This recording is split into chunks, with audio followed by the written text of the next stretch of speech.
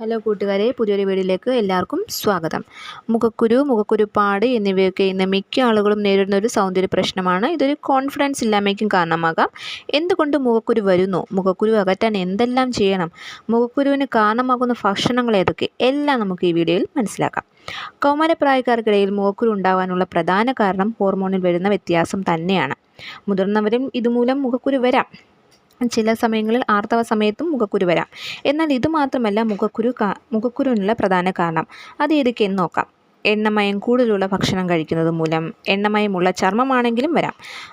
ശരിയായ skin care ചെയ്യാത്തത്, makeup ഉപയോഗിച്ച് കഴിഞ്ഞാൽ അത് കൃത്യമായി റിമൂവ് ചെയ്യാത്തത്, PCOD ഉള്ളവരിൽ ചില മരുന്നുകളുടെ സൈഡ് എഫക്റ്റ് മൂലം, മദ്യപാനം, പുകവലി മൂലം, പിന്നെ കൂടുതലായും സമ്മർദ്ദമുള്ളവരിൽ, ഉറക്കക്കുറവുള്ളവരിൽ മുഖക്കുരു ധാരാളമായി കാണാം. ഇനി ഇത് തടയാൻ എന്തൊക്കെ ചെയ്യണമെന്ന് നോക്കാം. ശരിയായി സ്കിൻ കെയർ ചെയ്യുക. ക്ലീനിങ്, ടോണിങ്, മോയ്സ്ചറൈസിങ് എന്നിവ ഉൾപ്പെടെ. ക്വാളിറ്റിയുള്ള മേക്കപ്പ് പ്രോഡക്റ്റ് ഉപയോഗിക്കുക. ഈ മാർക്കറ്റിൽ കിട്ടുന്ന കുറഞ്ഞ പൈസ കിട്ടുന്ന മേക്കപ്പ് പ്രോഡക്റ്റുകൾ ഉപയോഗിക്കാതിരിക്കുക. ഇടയ്ക്കിടയ്ക്ക് കുരുക്കളിൽ സ്പർശിക്കാതെ ഇരിക്കുക. കൈകൾ അണുക്കൾ ഉണ്ടെങ്കിൽ അത് മുഖക്കുരു വഷളാകാനേ സാധ്യതയുള്ളൂ. മുഖം എപ്പോഴും വൃത്തിയാക്കി മോയ്സ്ചറൈസറാക്കി വയ്ക്കുക.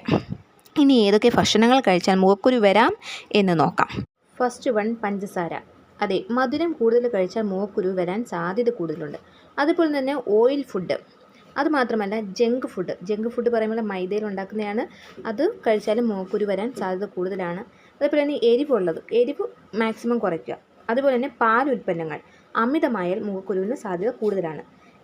ഈ വീഡിയോ നിങ്ങൾക്ക് കുറച്ചെങ്കിലും ഉപകാരപ്രദമായിട്ടുണ്ടെങ്കിൽ please support me. Please subscribe my YouTube channel.